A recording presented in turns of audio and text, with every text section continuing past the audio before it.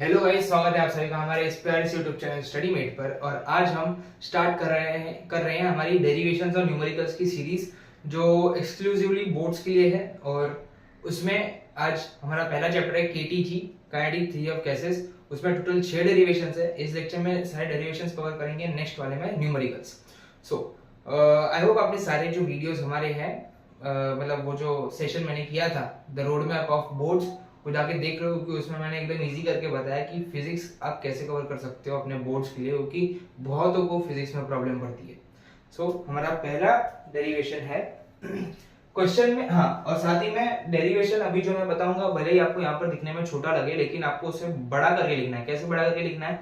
मैंने डेरिवेशंस की डिटेल जो नोट्स है पीडीएफ फॉर्मेट में डिस्क्रिप्शन में दे रखी है, वहां पर आपको जाकर देखना है कि जैसे कि मैं यहाँ पर लिख रहा हूँ PV is equal to NRT, तो आपको PV is equal to NRT तो लिखना ही है। नीचे क्या लिखना है? Where P is pressure and V is volume is equal to, नहीं, P is pressure, V is volume, N is number of moles, R is molar gas constant, बाद में T इज टेम्परेचर वगैरह आपको ऐसा करके लिखना है। तो आपको बड़ा चढ़ा के लिखना है बेसिकली। तो अगर आधे पेज का डेरिवेशन है, आपको एक पेज में लिखना है बड़ा चढ़ा के। पहला हमारा डेरिवेशन ये है कि अज्यूमिंग, क्वेश्चन आपको वो सब आपको पीडीएफ में दिख जाएगा। Assuming the expression of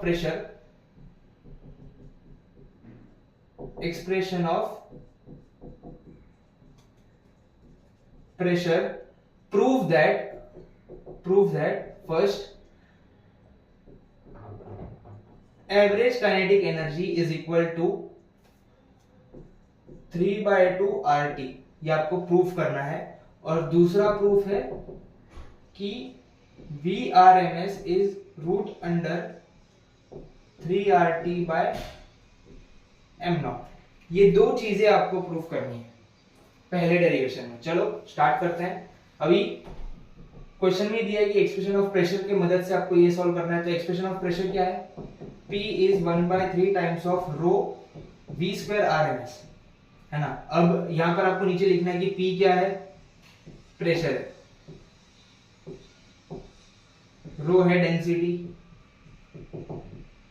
V square RMS है रूट मीन स्क्वायर स्पीड।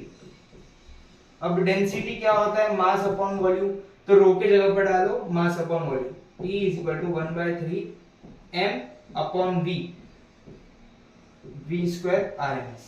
अब V को P के बाजू में भेज दो, क्या हो जाएगा? ये PV is equal to 1/3 times of m V square RMS।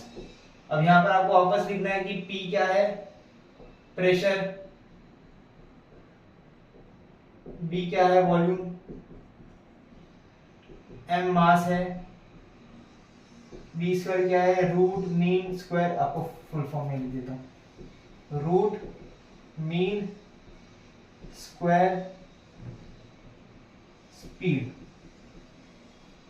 अब जो मास है वो होता है number of moles into molar mass, number of moles into molar mass. अब यहां पर वापस आपको लिखना है N क्या है? Number of moles. मैं एरो करके लिख रहा हूं, आपको एरो करके लिखना है। आपको बोर्ड की एग्जाम में एकदम ऐसा सेंटेंस बना बना के लिखना है, पूरा ऐसा आधा पेज एक भर देना है। m0 क्या होगा? Molar mass. और m क्या है? सिर्फ मास। समझ गए? हाँ। अब इस m की जगह पर n इंटू m0 डाल दो, तो PV क्या बन जाएगा? 1/3 times of n into m0 V square RMS। समझ गए? यहां तक समझा सबको? अब आपको पता ही होगा कि आइडियल गैस इक्वेशन होता है PV is equal to NRT, है ना। यहां पर भी PV, यहां पर भी PV, तो इक्वेट कर दो। दोनों का जो LHS है वो सेम है, तो RHS को इक्वेट कर दो। क्या हो जाएगा? ये NRT is equal to PV की जगह पर, यहां पर जो PV की जगह पर NRT डाल दो। ये क्या है? Ideal gas equation. इसको भी एक्सप्लेन करके लिखना है, कैसे लिखना है वो पूरा पीडीएफ में आपको मिल जाएगा, इसलिए पीडीएफ एक्सेस करना भूलना मत। तो ये क्या है? m times m0 times of V square RMS। यहां से ये n कैंसिल हो गया। अब क्या बचा? ये 3 को वहां पर भेज दो, 3 को वहां पर भेज दो, तो ये 3RT is equal to m not v square RMS divide by 2 on both the side, divide by 2 on both the side. आपको ऐसा लिखना है, क्या क्या लिखना है, dividing by 2 on both the side. पूरा ये BTS को बोथ द साइड करके पूरा लिखना, मैं यहाँ पर शॉर्ट फॉर्म में लिख रहा हूँ क्योंकि मुझे आपको समझाना है इसलिए। हाँ, तो डिवाइड बाय 2 करो दोनों में, तो ये 3/2 RT हो जाएगा, ये 1/2 m not v square RMS हो जाएगा। अब मैं इसे रफ कर देता हूँ।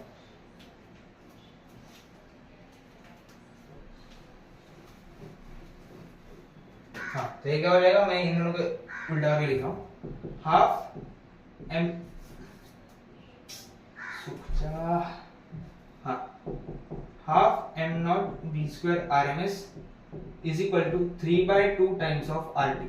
अब ये आपका क्या है, एवरेज काइनेटिक एनर्जी, और ये है 3/2 RT, यानी कि प्रूफ हो गया, हमने प्रूफ कर दिया इन दोनों को, हेंस प्रूफ। ये पहला प्रूफ था जो हो चुका है, ये पहला प्रूफ हो गया। अब करते हैं सेकंड वाला। सेकंड वाला कैसे करेंगे, ये मैं रफ कर रहा हूँ, इसमें नोट कर लो एकदम अच्छे से, मैं अभी रफ कर रहा हूँ। इसका वैसे ही PDF आपको मिलने ही वाला है।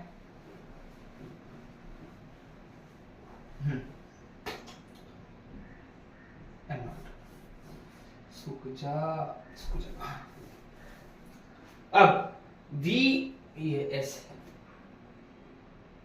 अब VRMS को आपको क्या प्रूफ करना है, root under 3RT by m not. Okay, तो चलो ये वाले इक्वेशन में, ये वाले समझो मैं इसे 1 नाम दे रहा हूँ, PDF में कुछ और नाम दिया होगा। ये बेसिकली मैं आपको समझा रहा हूँ कि ये कैसे होगा डेरिवेशन, आपको फॉर्मेट PDF से देखना है।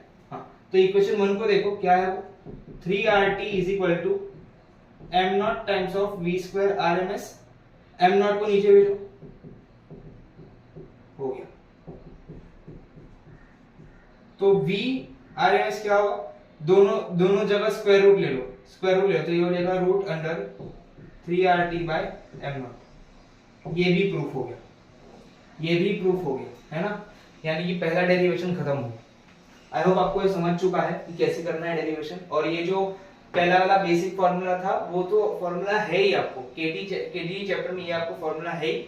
तो बस पहला डेरिवेशन हो गया, आप सेकंड डेरिवेशन करेंगे।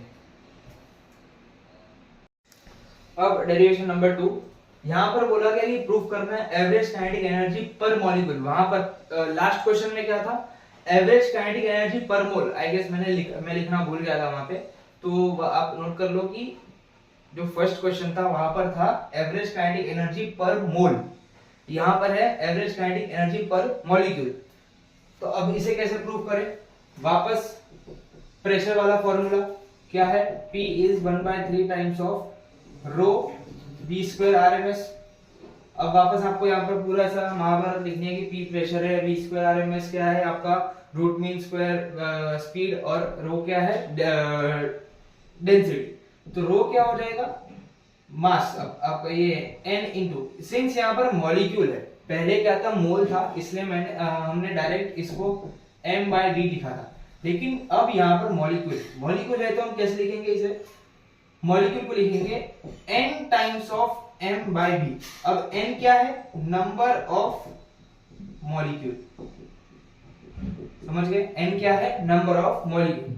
तो रो की जगह पर nn/v डाल दो, 1/3 nm/v times of v square RMS, और यहाँ पर v है वॉल्यूम। ये दोनों भी अलग अलग है, ये वाला भी वॉल्यूम है, ये वाला भी स्पीड है, रूट मीन स्क्वायर स्पीड। तो अभी आगे कैसे हो जाएगा, v को p के पास भेज दो, तो pv is equal to 1/3 times of nm v square RMS। समझ गए, यहां तक सबको समझा है कि नहीं, पता है, यहां तक सबको समझा। अब क्या लिखना है यहाँ पे, अब ये जो आपका नंबर ऑफ मॉलिक्यूल है, अगर आपको थोड़ी सी केमिस्ट्री पता है तो number of molecule is number of moles into Avogadro's number. ये क्या है, नंबर ऑफ मोल्स, ये क्या है, एवोगैड्रो नंबर, ड्रो नंबर।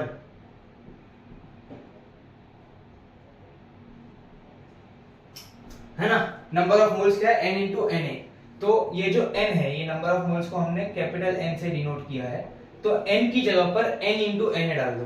तो Pv is equal to 1/3 times of small n into Na v square RMS। यहां तक सबको समझा। अब वापस वही आइडियल गैस इक्वेशन क्या है, Pv is equal to nRT, है ना। Pv is equal to nRT, यहाँ पर भी Pv, यहाँ पर भी Pv, तो ये Pv की जगह पर nRT डाल दो। nRT is equal to 1/3 times of small n Na v square RMS। समझा है यहाँ तक सबको। अब हमें प्रूव करना है काइनेटिक एनर्जी पर मॉलिक्यूल, यानी कि हमें चाहिए हाफ mv²। तो अब 3 को वहां पर भेजो, तो ये हो जाएगा 3nRT Na और v स्क्वायर RMS, है कि नहीं, Na और v स्क्वायर RMS। ओके, यहां तक समझा सबको। अब डिवाइड बाय 2 कर दो सब में, ये n कैंसिल हो जाएगा, डिवाइड बाय 2 कर दो सब में। तो डिवाइड बाय अगर 2 में करूं सब में, तो ये हो जाएगा 3/2 RT Na/2 into v square RMS, v square RMS। यहां तक सबको समझा है कि, बताओ यहां तक सबको समझा है कि। अब आगे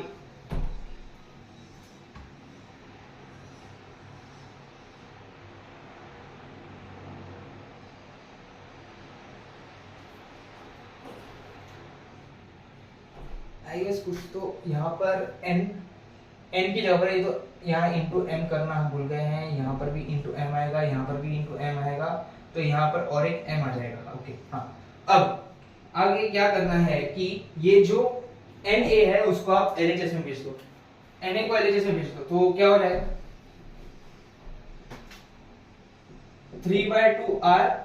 Na अगर LHS में जाएगा तो डिवीजन में चला जाएगा, तो R by Na into T is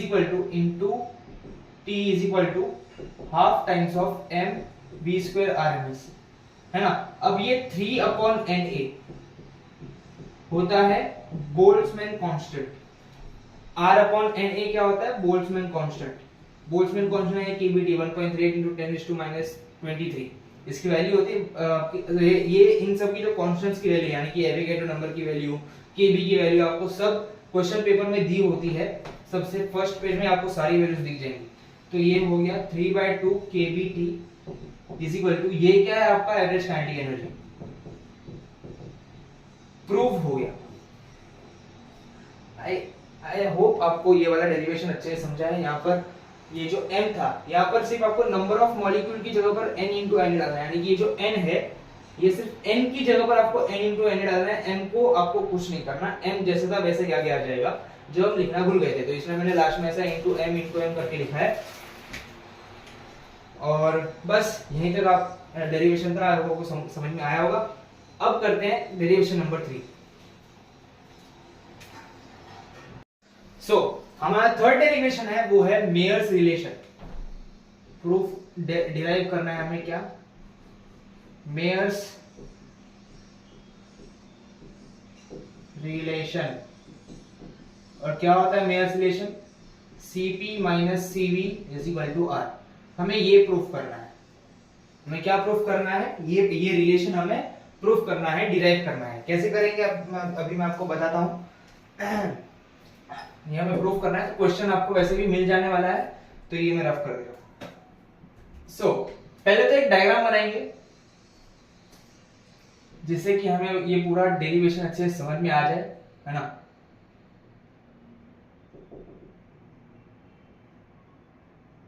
ये कंटेनर है, उसके अंदर यहां तक क्या है, गैस है।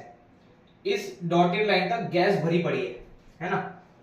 अब ये पूरी अच्छी लाइन ही कर देता हूं। और यहां पर क्या है, पिस्टन है, पिस्टन। मम्मी जिससे वो लीफ को ऐसा करती है ना, कूटती है ना, उसको पिस्टन बोलते हैं। लेकिन ये पिस्टन क्या है कि इसकी एरिया पूरे इससे कवर्ड है, तो अगर मैं इसे दबाऊंगा तो ये एयर जो है वो कंप्रेस हो जाएगी। एयर क्या होगी, कंप्रेस हो जाएगी। अब ये मैं बताता हूं, ये है पिस्टन और इसके अंदर क्या है, गैस है। अब हमने क्या किया कि यहां से नीचे से हमने फायर आग लगा दी, यहां पर क्या कर दी, आग लगा दी थोड़ा सा। अच्छा, यहां से हमने एरो, ये ठीक है, हीट दे दिया। अब ये तो घरेलू एग्जांपल हो गया। क्या होगा, कैसे घरेलू एग्जांपल हो गया, मम्मी हमेशा हमें बोल देती है कि तपीले में दूध रखा हुआ है, गैस चालू है और ऊपर क्या है, वो कवर होता है, वो बोलते हैं कि अगर दूध ऊपर आने लग गया तो गैस बंद कर देना। लेकिन हमसे हमेशा गलती हो जाती है कि दूध बाहर चला जाता है और हम गैस बंद नहीं कर पाते। वैसे ही यहाँ पर कि यहाँ से आग लगा दी हमने, यहाँ से हीट पास कर दी तो ऑफ कोर्स की सी बात है कि ये जो गैस है वो एक्सपांड होगी। जैसे कि वो जो दूध है वो धीरे धीरे ऊपर आता है। अगर ये जैसे कि ये हमारा पतीला या तपीला जो भी है वो, और उसके ऊपर हम जो डिश कवर करके रखते हैं वो, यहाँ पर है दूध, हमने इसे गर्म करवाया तो धीरे धीरे ऊपर आएगा, दूध धीरे धीरे ऊपर आएगा और धीरे धीरे ऊपर आएगा और एक पॉइंट पर ऐसा हो जाएगा कि ये जो दूध का प्रेशर है वो ऊपर वाले इस जो ढक्कन को ऊपर करके ऐसे साइड से बाहर निकलेगा। साइड से क्या होगा, बाहर निकलेगा। ऐसा होगा ना, क्यों बाहर निकलेगा, क्योंकि यहां से हीट पास हो रही है इसलिए ये दूध ऊपर आ रहा है। वैसे ही यहां पर क्या होगा कि अगर मैंने यहां से हीट पास की तो ये जो गैस है वो एक्सपांड होगी। तो ये इनिशियल था। फाइनल अगर मैं बात करूं, जब मैंने हीट दी इसे तो ये जो गैस, ये पॉइंट ए समझो, तो गैस एक्सपांड होके ए से बी पर चली गई। पहले ए पर थी, अब ये जो पिस्टन है वो बी पर चला गया, यानी कि जो गैस है वो एक्सपांड हो गई। और इस एरिया को हमने, यानी कि इस डिस्टेंस को हम बोलेंगे dx। dx डिस्टेंस एक्सपांड है। डी यानी क्या, ये जो dx है, डी है इंस्टेंटेनियस,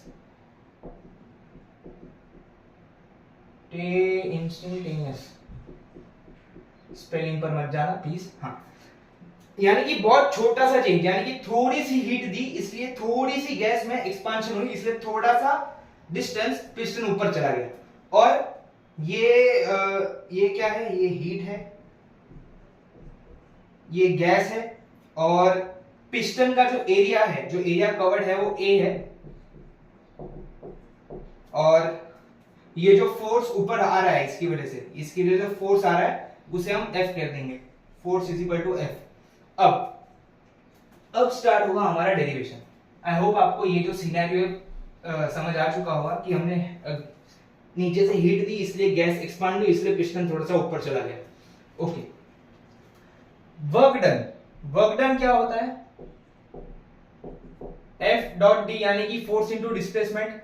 अब यहां पर जो भी हो रहा है वो बहुत थोड़ा हो रहा है, यानी कि मैंने हीट भी थोड़ी दी है इसलिए एक्सपांशन भी थोड़ा हुआ है, इसलिए पिस्टन भी थोड़ा सा ऊपर गया। तो सिर्फ थोड़ा थोड़ा हुआ है तो हम यहां पर सब जगह डी डाल देंगे, dw is equal to F dot dx। F dot dx, यहां पर dx क्या है, डिस्प्लेसमेंट नहीं, इंस्टेंटेनियस डिस्प्लेसमेंट। जो भी मैंने जो नोट्स दी है उसमें जो भी लिखा हो वो वहां पर, अगर इंस्टेंटेनियस डिस्प्लेसमेंट लिखा तो इंस्टेंटेनियस डिस्प्लेसमेंट लिख देना, अगर डिस्प्लेसमेंट लिखा तो डिस्प्लेसमेंट लिख देना। तो dx मैं यहां पर लिख रहा हूं इंस्टेंटेनियस डिस्प्लेसमेंट। और वर्क क्या है, इंस्टेंटेनियस वर्क डन। समझ गए, यहां तक समझा सबको। अब फोर्स क्या होता है, और यहां पर जो गैस की वजह से प्रेशर है उसे हम P कह देंगे। फोर्स होता है प्रेशर इनटू एरिया। फोर्स क्या होता है, प्रेशर इनटू एरिया। तो फोर्स की जगह पर मैं प्रेशर इनटू एरिया डालूंगा, तो dw क्या हो जाएगा, F इंटू ए dx।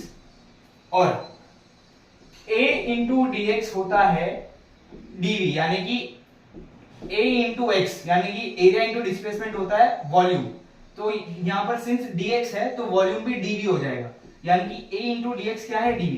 तो यहां पर A इंटू dx के ऊपर dv डाल दो, तो dw क्या हो गया, F इंटू dv। यहां तक सबको समझा है कि नहीं, यहां तक सबको समझ जाना चाहिए। यहां तक इतनी कुछ ऐसा रॉकेट साइंस वाली बात नहीं थी। अब सबको डिक्लेयर करो। वो यहां पर मैं एरोस के फॉर्म में करूंगा, आपको बोर्ड में एकदम सेंटेंस लिख लिख के करना है। कैसे करना है ये देखो, ये वर्क डन जो है, work done by the gas है, और dq, dq, ये dq क्या है, हम q भी लिख सकते थे, अब हम dq क्यों लिख रहे हैं, क्योंकि यहां पर मैंने पहले ही बता दिया जो भी काम हो रहा है, मैंने हीट कितनी दी है, थोड़ी सी दी है, इसलिए मैं यूज करूंगा dq। dq क्या है, हीट सप्लाइड, यानी कि यहां से जो मैंने हीट दी है हम उसे dq कहेंगे, और इस गैस की जो इंटरनल एनर्जी है, इस गैस की जो इंटरनल एनर्जी है मैं इसे dE कहूंगा, यानी कि dE इज इंटरनल एनर्जी। समझा कि नहीं, समझा कि नहीं, यहां तक सबको कहानी एकदम समझ में आ गई है, आ ही गई होगी यार। चलो इस डायग्राम को मैं रफ कर रहा हूं और डेरिवेशन को आगे कंटिन्यू कर रहा हूं। अब हम जाएंगे फर्स्ट लॉ ऑफ थर्मोडायनामिक्स। पहला लॉ, लव नहीं, पहला प्यार की बात नहीं कर रहा मैं, फर्स्ट लॉ, वरना कुछ लोग हो जाएंगे मेरा पहला प्यार, प्यार की बातें नहीं करें, वही ठीक। चलो back to the topic, first law of thermodynamics. ये क्या कहता है फर्स्ट लॉ ऑफ थर्मोडायनामिक्स, कि dq is dE plus dW, यानी कि heat supplied is internal energy plus work done. चलो अब इस केस में, क्योंकि यहां पर क्या है, हीट सप्लाइड और work done by the gas है, इसलिए हम ऐसे लिखेंगे। अगर हीट टेकन होता या फिर work done on the gas होता तो कुछ और अलग आ जाता। तो चलो यहां तक ये फर्स्ट लॉ ऑफ थर्मोडायनामिक्स तो बच्चे बच्चे को आता है, अब क्या करेंगे वो मैं बताता हूं। चलो dq की जगह पर अब पहला पार्ट, इसमें अब दो पार्ट करेंगे। पहला पार्ट क्या है, dq, अगर ये जो एक्सपांशन, ये जो भी कहानी हुई है, अगर ये कांस्टेंट प्रेशर पर हुई है, अगर कांस्टेंट प्रेशर पर हुई है, तो मैं इसे लिख सकता हूं NCP dt, वेयर Cp क्या है, specific heat capacity eight constant pressure, specific heat capacity eight constant pressure.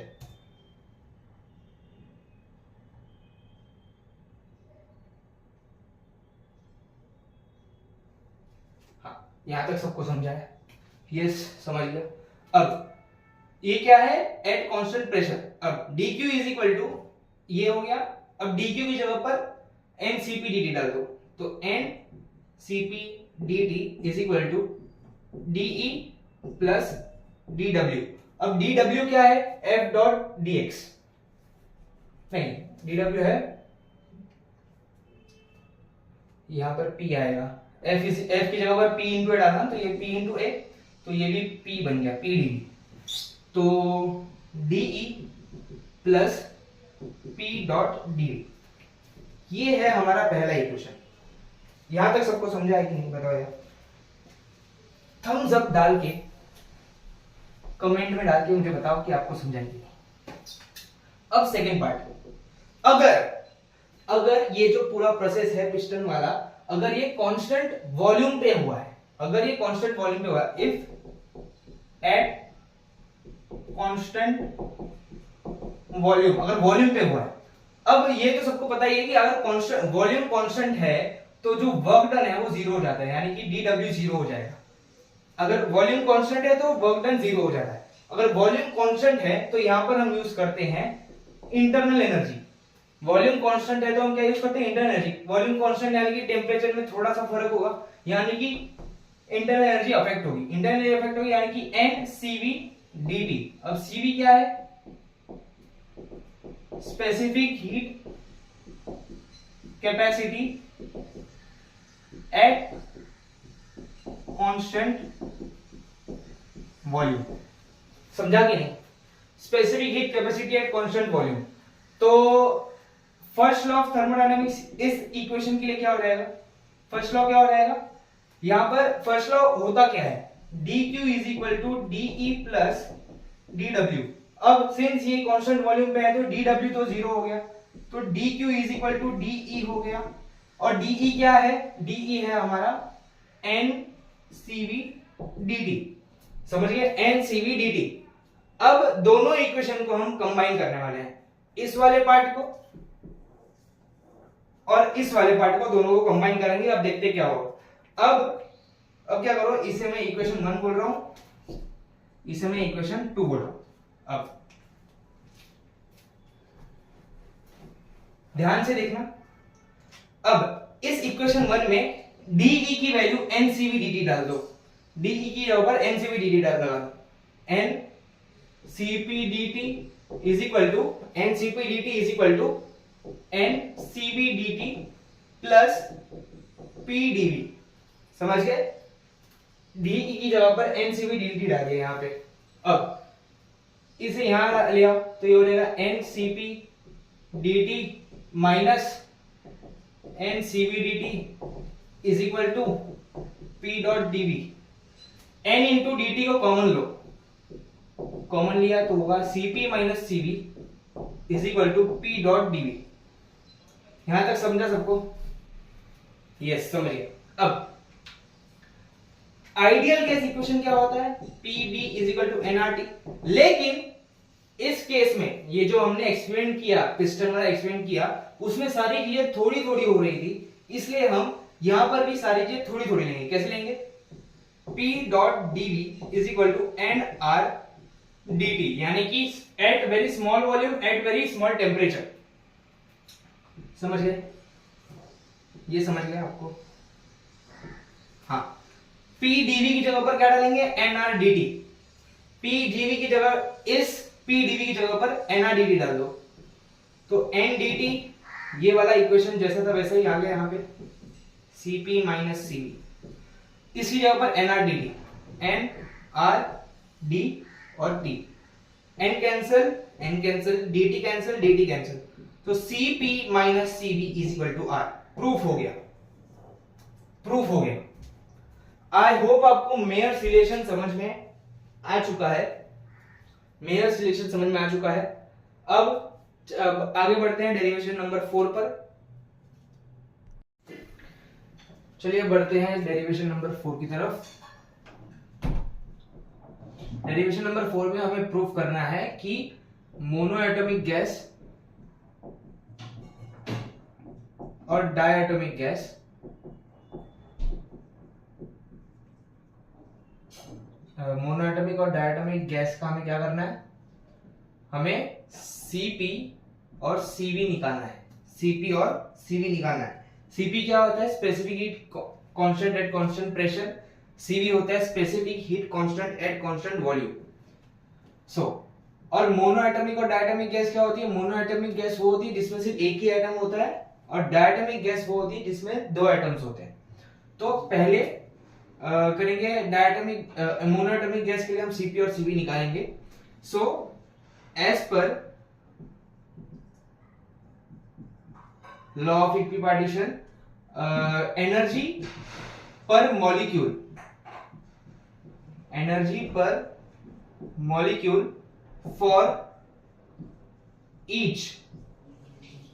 For each degree of freedom,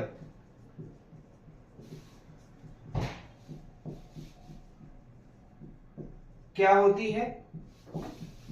half kb into temperature. kb क्या होता है? Boltzmann constant. So as per law of equipartition, energy per molecule for each degree of freedom होती है half kbt। तो हम पहले करेंगे monoatomic gas के लिए। मोनोएटॉमिक गैस की डिग्री ऑफ फ्रीडम होती है 3। मोनोएटॉमिक गैस की डिग्री ऑफ फ्रीडम होती है 3 क्योंकि वो सिर्फ ट्रांजिशनल मोशन कर सकता है। वो मोनोएटॉमिक गैस जो है सिर्फ ट्रांजिशनल मोशन कर सकता है, इसलिए इसकी जो डिग्री ऑफ फ्रीडम DOF है वो 3 होती है। Since each degree of freedom के लिए हाफ kbt है, तो मोनोएटॉमिक गैस में 3 डिग्री ऑफ फ्रीडम है, तो इसकी एनर्जी पर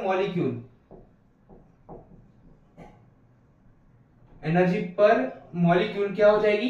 3 टाइम्स ऑफ हाफ kbt, यानी कि 3/2 kbt। इसे हमने मल्टीप्लाई बाय 3 कर दिया। 1 डिग्री ऑफ फ्रीडम के लिए हाफ kbt है, तो 3 डिग्री ऑफ फ्रीडम के लिए 3/2 kbt। अब ये तो था पर मॉलिक्यूल, हमें चाहिए पर मोल। तो एनर्जी पर मोल कितना हो जाएगा?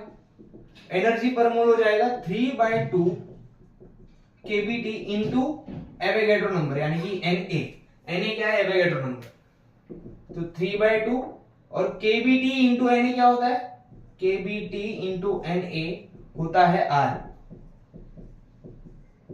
3/2 RT। ये क्या है? पर मोल, 3/2 RT। एनर्जी पर मोल क्या हमें मिल गया? 3/2 RT।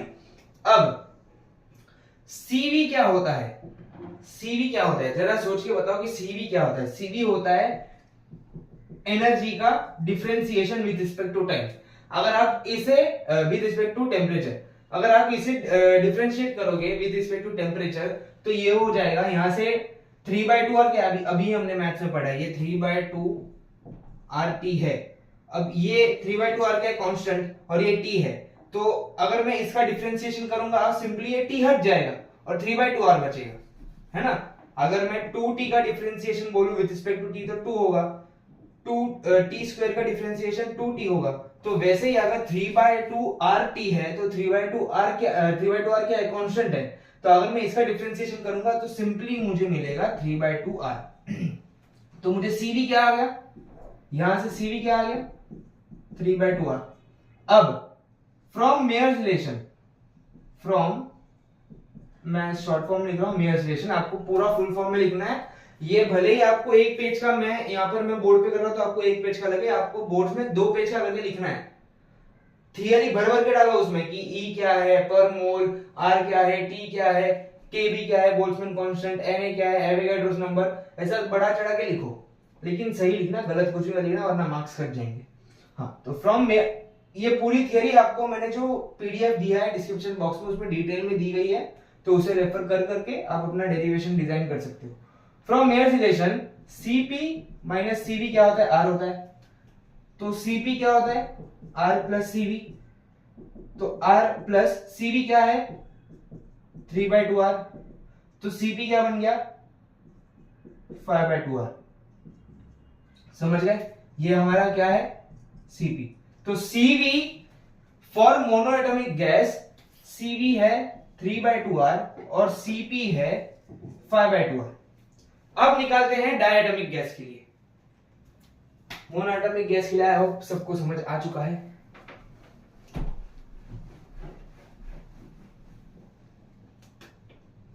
अब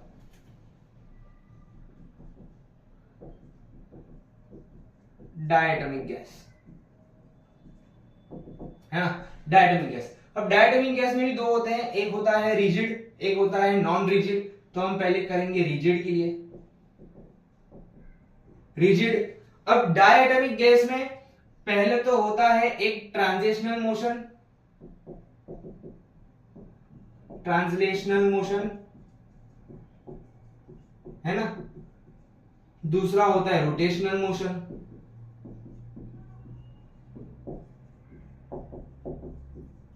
तो ट्रांजिशनल मोशन के 3 degree of freedom, rotational motion के 2 डिग्री ऑफ फ्रीडम, तो टोटल 5 डिग्री ऑफ फ्रीडम हो गए।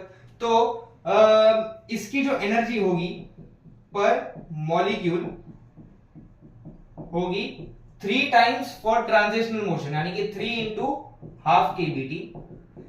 1 डिग्री ऑफ फ्रीडम की एनर्जी कितनी थी? Half kBT। तो 3 डिग्री ऑफ फ्रीडम की एनर्जी कितनी हो जाएगी? 3 into half kBT plus rotational motion की plus 2 times of half kBT। ये है ट्रांजिशनल मोशन के लिए, ये है रोटेशनल मोशन के लिए। तो उसकी combined degree of freedom for energy per molecule क्या हो जाएगी? 5/2 kBT पर मॉलिक्यूल।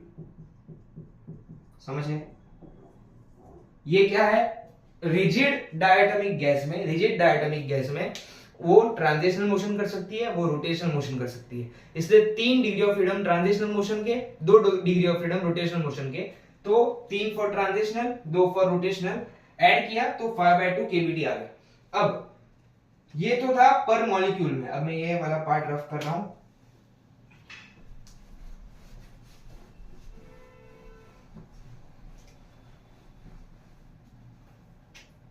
ये तो था पर मॉलिक्यूल में, हमें चाहिए पर मोल में। तो एनर्जी पर मोल, पर मोल करने के लिए मल्टीप्लाई में Na कर दो बस। 5/2 kBT इंटू एवोगैड्रोस नंबर।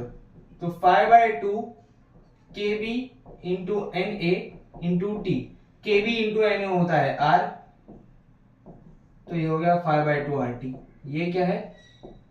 पर मोल। अब Cv क्या होता है? DE/dt।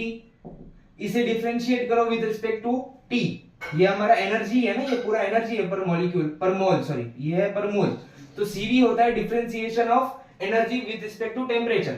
तो अगर हम इसे डिफरेंशिएट करेंगे तो ये सिंपली बन जाएगा 5/2 R। तो Cv हमें मिला 5/2 R। अब from Mayer's relation Cp minus Cv is R। तो Cp क्या हो जाएगा? R plus Cv। तो Cp क्या हो जाएगा? R plus 5/2 R। तो Cp हो जाएगा 7/2 R। So for rigid diatomic gas Cv होता है 5/2 R और Cp होता है 7/2 R। आई होप आपको ये समझ में आ चुका है ना? बहुत इजी था, ज्यादा भी कुछ इसमें हार्ड करने वाली बात नहीं है। अब पढ़ते हैं नॉन रिजिड के लिए। ये था रिजिड, अब पढ़ेंगे नॉन रिजिड के लिए। नॉन रिजिड में और 2 डिग्री ऑफ फ्रीडम ऐड हो जाएंगे। एक तो होगा ट्रांजिशनल, दूसरा होगा रोटेशनल और तीसरा होगा वाइब्रेशनल, यानी कि वाइब्रेशनल मोशन वो करता है। तो उसके 2 फॉर नॉन रिजिड के लिए ई क्या हो जाएगा? एक तो ट्रांजिशनल मोशन, 3 ट्रांजिशनल, 2 रोटेशनल और 2 बिकॉज ऑफ वाइब्रेशन की वजह से और 2 आ जाते हैं। इन तीनों को ऐड करोगे तो आ जाएगा 7/2 kBT। ये है पर मॉलिक्यूल, समझ गए? ये है पर मॉलिक्यूल, हमें चाहिए पर मोल में। E पर मोल क्या हो जाएगा? इसे सिर्फ Na से मल्टीप्लाई कर दो, तो ये हो गया 7/2 kB इंटू Na क्या होता है? R। तो 7/2 RT। अब Cv क्या होता है? DE/dt। तो इसे डिफरेंशिएट करोगे विद रिस्पेक्ट टू टेम्परेचर, तो ये सिंपली बचेगा 7/2 R। तो Cv हमें आ गया 7/2 R। और from Mayer's relation Cp minus Cv होता है R। Cp होता है R प्लस Cv। तो सिंपली R प्लस 7/2 R हो जाएगा 9/2 R। और ये हमारा क्या है? Cp। तो बस नॉन रिजिड डायटोमिक गैस के लिए Cp है 9/2 R और Cv है 7/2 R। आई होप आपको ये वाला डेरिवेशन से समझा होगा। ये थोड़ा सा बड़ा है डेरिवेशन, लेकिन इजी है, आप कर सकते हो, समझने में भी इजी है। तो अब बढ़ते हैं डेरिवेशन नंबर 5 तक, लास्ट डेरिवेशन केटीजी चैप्टर का। चलो अब बारी है डेरिवेशन नंबर 5 की। और डेरिवेशन नंबर 5 हमें प्रूव करना है कि net rate of loss of heat पर unit area of a perfect black body. तो होता क्या है? बेसिकली एक ब्लैक बॉडी है, मुझे ही समझ लो, मैंने ब्लैक पहना है, नहीं मैं ब्लैक बॉडी नहीं हूँ। हाँ, तो एक ब्लैक बॉडी समझ लो, एक इमेजिन करो, एक सराउंडिंग है, उसके अंदर एक ब्लैक बॉडी है, और वो जो ब्लैक बॉडी वो परफेक्टली ब्लैक बॉडी है, और उसका जो एब्सोल्यूट टेम्परेचर है वो T है, और जो सराउंडिंग है वो भी, उसका बिहेवियर भी परफेक्टली ब्लैक बॉडी की तरह, और उसका टेम्परेचर है, एब्सोल्यूट टेम्परेचर है T0। तो जो बॉडी है उसका एब्सोल्यूट टेम्परेचर है T, सराउंडिंग का एब्सोल्यूट टेम्परेचर है T0। बॉडी का टेम्परेचर क्या है? T, और सराउंडिंग का T0। अब इसकी जो एमिसिव पावर है, एमिसिव पावर यानी कि per unit time per unit area है RB is equal to sigma times T⁴, sigma times T⁴। और सिंस ये जो बॉडी है सराउंडिंग से रेडिएंट एनर्जी एब्जॉर्ब करेगी, सराउंडिंग से क्या करेगी, रेडिएंट एनर्जी एब्जॉर्ब करेगी, तो इस सराउंडिंग की जो एनर्जी होगी पर पावर होगी, एमिसिव पावर, वो होगी sigma T not raise to 4। Body के लिए टी था तो यहाँ पर टेम्परेचर टी आया, सराउंडिंग के लिए टी नॉट था तो टी नॉट आया। अब इन दोनों का नेट क्या होगा, नेट क्या होगा, इन दोनों को सब्सट्रैक्ट कर दो तो ये हो जाएगा sigma T raise to 4 minus sigma T not raise to 4, तो ये हो गया sigma times T raise to 4 minus T not raise to 4। बस इतना ही था, बाकी पूरा थियरी है, ये पूरा डेरिवेशन एक पेज का है, आपको ऐसा थोड़ा थोड़ा करके लिखना है और बाकी सब थियरी है वो आपको नोट्स में मिल जाएगा। और यहाँ पर एक बात ध्यान रखना कि ये जो टी नॉट है वो टी से छोटा है, समझ गए, टी नॉट है वो टी से छोटा है। आई होप आपको ये जो वीडियो है वो अच्छा लगा होगा, पसंद आया होगा और आपको समझ में भी आया होगा, आपको हेल्पफुल रहा होगा कि डेरिवेशंस जो है वो बहुत बड़ा रोल प्ले करते हैं। मिनिमम 30 मार्क्स के डेरिवेशन तो आते ही हैं, मिनिमम या मैं जो भी पकड़ लो अंदाज से 30 मार्क्स के डेरिवेशन तो आते ही हैं। 70 मार्क के पेपर में 30 मार्क्स के डेरिवेशन, 35 मार्क के न्यूमेरिकल्स, 65 मार्क्स तो ऐसे ही हो गए। तो डेरिवेशंस और न्यूमेरिकल्स को एकदम परफेक्टली करो, मेरा गोल यही है कि आपको डेरिवेशंस और न्यूमेरिकल्स अच्छे से करवा दो।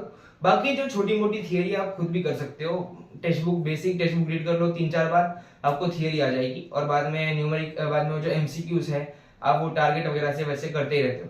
तो मेन होता है डेरिवेशन और न्यूमेरिकल्स जो लोगों को बहुत डिफिकल्ट पड़ता है, और ये डेरिवेशन और न्यूमेरिकल्स आपकी जो एंट्रेंस एग्जाम है सीईटी या फिर जेईई उसमें भी आपको काम आएगी। चलो आज के लिए यहीं तक, पढ़ते रहिए और ये पीडीएफ आपको डिस्क्रिप्शन बॉक्स में मिल जाएगा। नेक्स्ट लेक्चर में मिलते हैं, तब तक के लिए जय श्री कृष्ण, राधे राधे, गुड बाय।